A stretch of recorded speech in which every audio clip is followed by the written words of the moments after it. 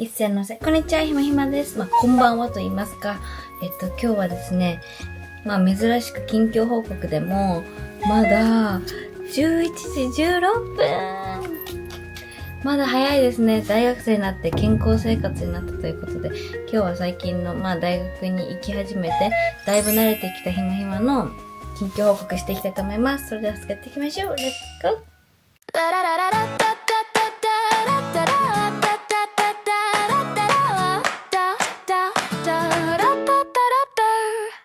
はい。ということで、すごくうねってるんですが、気にしないでください。そう、これめっちゃ透けてるんですが、これ全然見えてもいいキャミなので気にしないでくださいね。ひまちゃんめっちゃ透けてると思わないでください。これ久々にね、出した、ジェラピケのワンちゃんの T シャツ可愛すぎて、お気に入り。では話していきましょう。まずですね、最近髪を黒くしました。ほら、黒染めしました。赤いのもすごい好きで、ちょっとカシスブラウンっていう、ちょっと赤めの自然なカラーにしてもらったんですけど、めっちゃお気に入りで、それも、全然そのままが良かったんですけど、ただ、メディアに出るときによくよく考えて、黒の方が自分らしさがあっていいなとか、ちょっと思って、自分の個性ってなんだろうみたいなことを考えたときに、好きなように髪色を変えるのもいいと思ったんですけど、ただ今は一旦、メディアに出ることを最優先に考えたときに、髪、一回黒にしようって自分の中ですごい思って、マネージャーさんとかには、赤でも全然いいんじゃないみたいな。全然いいと思うよって言ってくださるんですけど、自分の中でちょっと、テレビとか出るときは黒がいいなっていう、自分の思いがあって、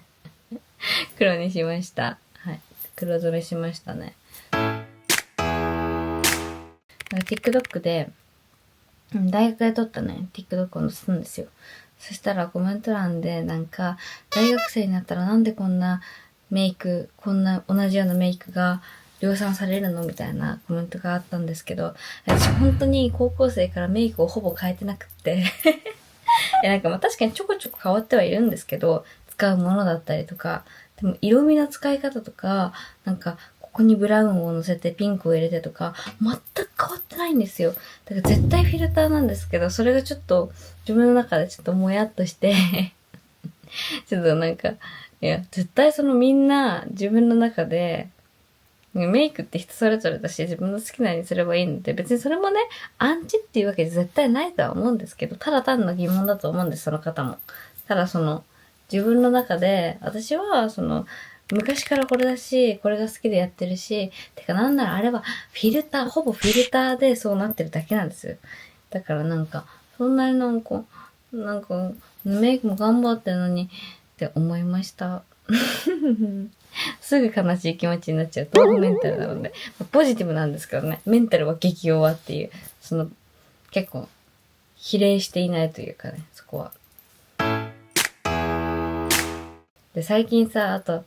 それで思い出したんですけど、メンタルの話で。MBTI 診断久々にやったら、ENFJ の主人公だったのに、提唱者かな ?INFJ に変わってたんですよ。外向型から内向型に変わってたの。終わりっていうか全然終わりじゃないんですけど、全く。外向的を売りにしてた自分としては、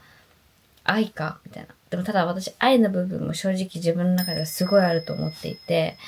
やっぱり心を開くのがめちゃくちゃ遅かったりだとか、すぐ信用はしちゃうんですけど、心を開くのは遅い。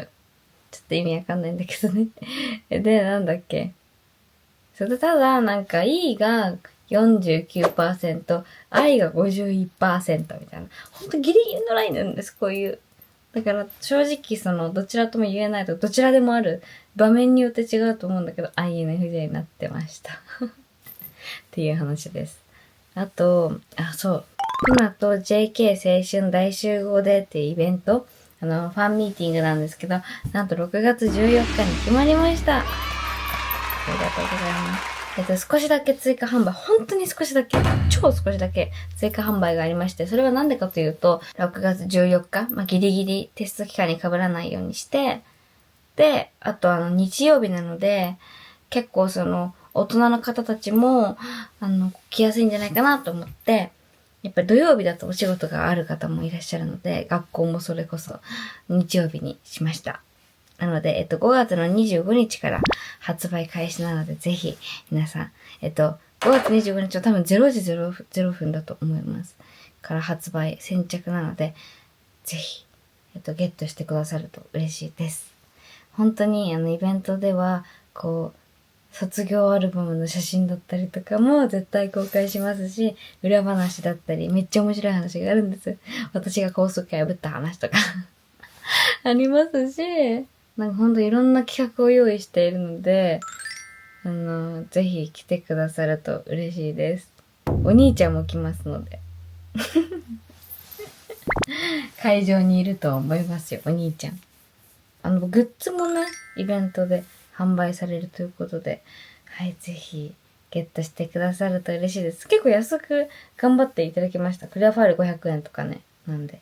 皆さんと会えることが本当に楽しみです。あと最近さ、めっちゃ話変わるんですけど、モッチュリン変えました。嬉しすぎて。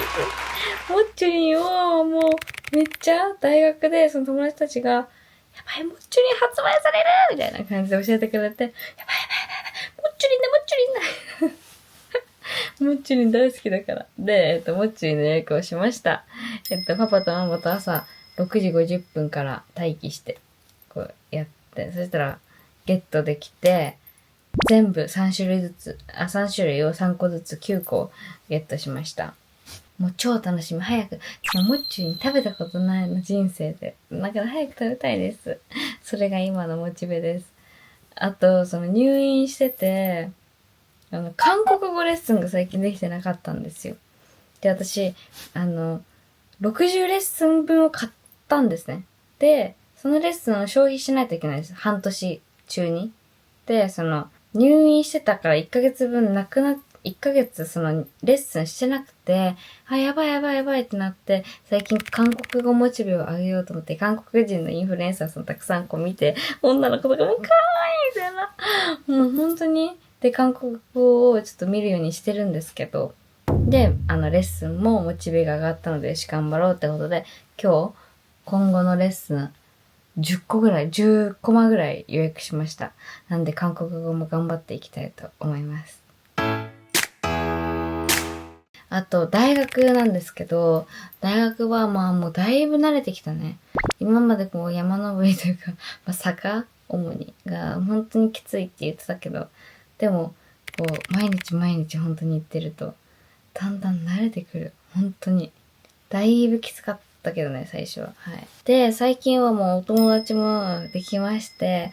セットログって流行ってますよね。セットログだっけ？待って、このセットログってアプリ。セットログってアプリ流行っててさ、友達と1時間ごとに動画をちょっとだけ共有していくみたいなやつなんですけど、それも交換したりして最近お昼は6人とか8人とかで食べてますね。だいぶ固定されてきました、仲いい子が。ただその中でもゼミが一緒だったりとかさ、また授業が被ってたり被ってなかったりっていうのもあるから、授業ごとにいる子はバラバラですけど、だいたいいる子は一緒かなって思います。だからバラバラなんだけど、その中でも、この授業はこの子、この授業はこの子みたいな感じで、かな。でもゼミ一緒の子は全部授業が一緒なので、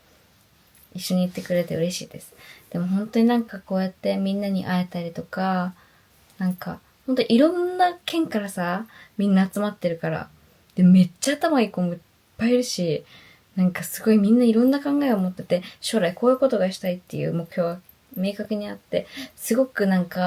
激になる部分が多いなって思います。だって沖縄から来てる子とかもいるからさ、沖縄から来てる子に今日 LINE したらさ、なんくるないさーって帰ってきてさ、めっちゃ沖縄って思った。可愛い、本当に。思いました。沖縄から来てる子がいたりだとか、本当いろんな県から来てて、みんな一人暮らししてたりとかして、いや、すごいな、同い年でもこんなに違うんだなって思うことも多いです。でも、大学行って、収録行ってっていう日もあるし、来週も、大学終わったら、撮影行ってっていうことも全然あるし、なんか結構多忙というか、忙しい。こんなに週5であるんだみたいな大学。ただその先輩情報、その友達の先輩、私と先輩とかも全くいないので、一人もいないんですよ。なので、サークルとかも部活とかも入らないですし、新刊とかも一回も行かなかったですしね。てか、まあ入院してたから行けなかったんですけど。で、なんだっけ。そう。で、なんかその友達の先輩によると、来年2年生になったら必修が減って、週に2日とか3日とかでいいみたいな方とかもいらっしゃるみたいで、めっちゃそれがいいと思って、私もできるだけ週に何回かしか行きたくないのでね、なんかそうなったらいいななんて思っていますけど、ただその単位をね、落とさないようにほんと気をつけないとなって思います。だいぶやばい。私これ何学部か言ってんのかな？何学部かっていうのはまたね、今度言いたいと思います。どんな勉強してるかとかも言いたいので、勉強は普通になんか難しくて、難しいっていうか今までやってることと全く違うじゃないですか。国語、数学みたいな感じじゃないから、英語とかさ。だからまあ英語はやってますけど、だからなんか自分のちゃんと学びたいことがあるので、それを曲げないように頑張んないとなとは最近は思ってます。大学では私 20% の力で生きるってずっとね、言ってるんですけど、それをずっとね、学校で言ってると、ひめちゃんいつも 20% の力で生きてくって言ってるよねみたいな笑われるんですけど。いや、ほんとそうなんです。ただ学ぶためにも言ってるので、それはちょっと曲げずに、学ぶことはしっかり学ばないといけないので、ちょっとそこのバランスが難しいですね。どうバランスを取るか。やりすぎもちょっと今までの傾向としてちょっと追い込んじゃう部分がある。だって、深夜泣いてたじゃないですか、高校生の時。追い込みすぎて。それにはならないようにしたいから、バランス取りながらかなとは思いますけど、そこのバランスの取り方を大学ではしっかり学んでいきたいですね。はい。まあ、で、学校帰りとかも最近はみんなでご飯行ったりとか、カフェ行ったり、何もない日とかはしてますし、放課後エステ行ったりもしてるし、一人で。なんかそういう高校生の時とは違った放課後の過ごし方ができて、新たなモチベができるから、それはすごく楽しいね。明日もお昼なんかみんなで、ね、大戸屋とか行こうとか言ってるし、サイズ行ったりもしましたけど、前。ちょっとサイズのイカスミパスタが美味しすぎてびっくりしたんだけど。で、放課後、りんちゃんとも会ったりしてさ、先週かなで、りんちゃんとも原宿行ったりとか、表参道行ったりとかもするし、なんか本当に中学の友達とも放課後会ったりするし、